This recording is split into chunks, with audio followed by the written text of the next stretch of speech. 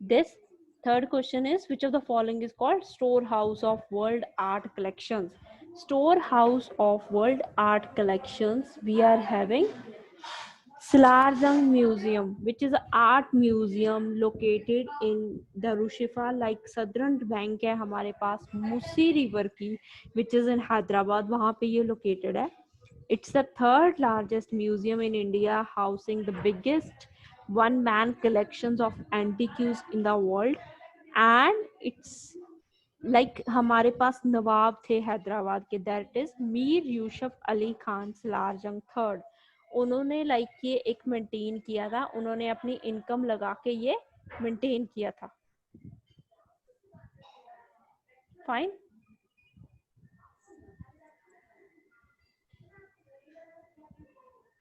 Next is who introduced this famous fourth question है Persian festival of Nowruz. Persian festival of Nowruz किसने introduce किया था? जैसे मैंने आपको बताया, अलाउद्दीन खलजी ने क्या किया था, उसने रिफॉर्म्स किए थे, मार्केट रिफॉर्म्स. लाइक मार्केट्स में शॉपकीपर्स कोई मिलावट ना कर पाए किसी थिंग्स में, एंड जो प्रॉपर किसी थिंग की लाइक ज़्यादा पहले स्टोरेज करके फिर बाद में उसको हाई प्राइसेस पे ना बेचें, इन सब थिंग्स को कंट्रोल करने के लिए ये अलाउद्दीन खलजी ने क्या किया था, अलाउद्दीन खलजी ने ये सिस्टम इंट्रोड्यूस किया था मार्केट रिफॉर्म्स का. देन इल्तुतमिश एंड फिरोज तुगलक ने भी कुछ रिफॉर्म्स किए थे रिलेटेड टू एग्रीकल्चर. बट हमारे पास फेस्टिवल नौरोज का किसने इंट्रोड्यूस किया था, स्टार्ट किया था बैलवन ने. बैलवन था जो किंगशिप को, like he believe in the divine theory, divine rights of king, king की जो पावर्स हैं, डिवाइन पावर्स हैं, उसमें बिलीव करता था वो.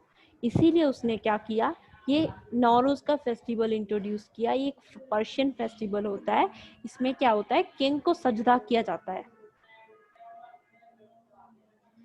किंग को सजदा करने के लिए ये फेस्टिवल लाइक उसने स्टार्ट किया. देन हमारे पास ये क्या करता था, Balban he believes in the divine powers of the king, king की जो डिवाइन थ्योरीज हैं. एंड उसने क्या किया था, लाइक पिक्चर होती है ना, उसके बैक पे हेलो होता है, उसको लाइक किंग को इतनी पावर्स दे दी कि किंग को लाइक मोनार्क की रूप में जो सोसाइटी में प्रेजेंट किया. एंड उसके ऊपर एक हेलो लगाया होता था पिक्चर के बैक साइड पे, जैसे गॉड्स के लगा होता है कि डिवाइन पावर्स को. Next is everything fine up to here?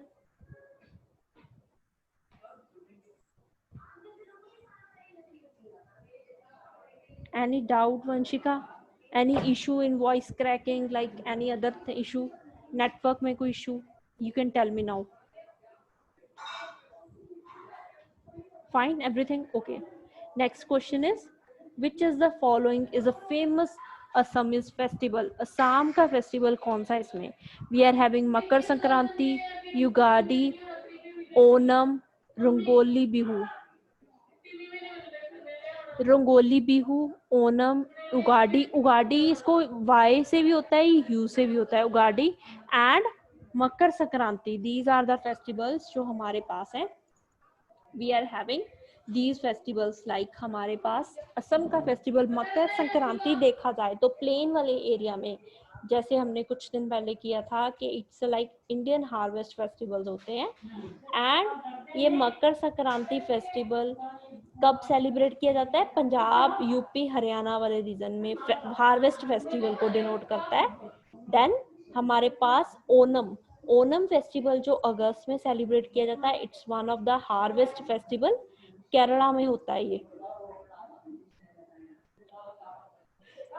Next is Ugadi. Yes. Ugadi जो हमारे पास होता है अप्रैल में होता है. It's celebrated in Andhra, Telangana, Karnataka. Like harvest festival है ये सभी.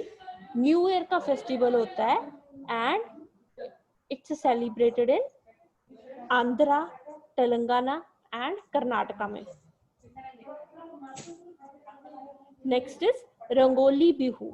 रंगोली बिहू हमारे पास जो असम का फेस्टिवल है. असम में जो फेस्टिवल सेलिब्रेट होता है, असम में 3 टाइप्स के फेस्टिवल सेलिब्रेट होते हैं.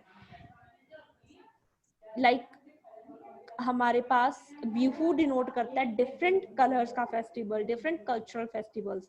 हमारे पास असम में 3 टाइम्स ईयर में ये फेस्टिवल होता है. एक तो अप्रैल में, एक इसको बोलते हैं बोहाग अप्रैल वाले को, एक माघ इसको बोलते हैं जैन में होता है, एंड नेक्स्ट अक्टूबर में होता है कार्तिक। जो बिहू 3 टाइम्स में सेलिब्रेट होता है, बट हमारे पास फेमस है जो अप्रैल वाला होता है, बोहाग बिहू और रंगोली बिहू। दैट इज किस टाइम सेलिब्रेट होता है? हार्वेस्ट फेस्टिवल है इंडिया का, एंड ये अप्रैल में सेलिब्रेट होता है, in the middle of the April, and it's celebrated as the beginning of the new agriculture season. Fine? Yes, ma'am. Any doubt? Is there any issue? No, ma'am. Okay, fine. Done. Next is, which of the language is spoken in the Lakshadweep? Next, sixth question है, which is the language that is spoken in the Lakshadweep? जो हमारे पास लक्षद्वीप में कौन कौन सी languages इसमें से celebrate हो रही हैं? लक्षद्वीप में अगर हम देखें तो हमारे पास लैंग्वेजेस लाइक अपने पास ऑप्शंस है, मलयालम की होगी, कन्नड़ा हो गई, तेलुगु हो गई, तमिल होगी। किसी को कोई आइडिया है? Kannada. No, Ma'am, Malayalam. Malayalam, very good. Malayalam कहाँ की लैंग्वेज है? केरला की कि तमिलनाडु की? Ma'am, which? Ma'am Kerala. Malayalam it's language of Kerala और तमिलनाडु? केरला। केरला की लैंग्वेज है, and it's spoken in Lakshadweep. Lakshadweep में ये लैंग्वेज स्पोक होती है, एंड हमारे पास जो लक्षद्वीप वाले लोग हैं ना, उनको थोड़ी सी सिमिलैरिटीज हैं मलयाली पीपल के साथ, एथनिकली जो सिमिलर है उनके साथ। That is why most of the population Malayalam speak करती है, with Mahi being the most spoken language in the Minicoy island. Minicoy island which is one of the Lakshadweep island, वहां पे कौन सी लैंग्वेज है हमारे पास? माही। माही लैंग्वेज है जो मोस्ट स्पोकन लैंग्वेज है, मलयालम का ही पार्ट है आगे। Fine? Is it fine? Next is, अगर आप अब एक्चुअली इसके साथ अगर हम ये देख रहे हैं कि लैंग्वेजेस रिलेट कर रही हैं लक्षद्वीप की एंड केरला की, तो एक बात और, एक बात, हाई कोर्ट्स अगर हम देखें तो जो अपना केरला का हाई कोर्ट है वो सेम वर्क्स करता है फॉर द, उसकी एक ब्रांच कहाँ है? लक्षद्वीप के लिए भी काम करता है वो। Got it? Is it fine? हमारे पास क्वेश्चन आता है जो रिलेटेड टू इंडियन कॉन्स्टिट्यूशन में हाई कोर्ट्स के रिलेटेड। हाई कोर्ट हमारे पास 231 के अंडर कॉन्स्टिट्यूशन के डील कर रहे हैं।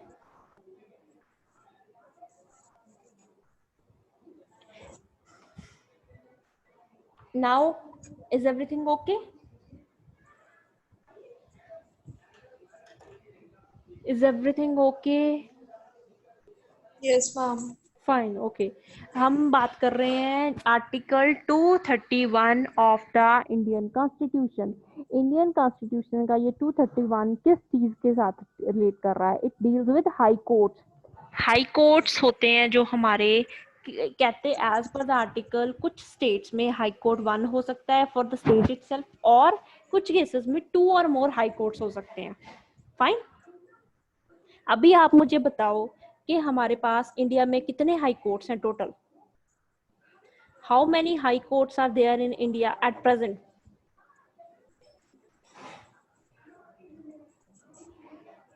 Any idea?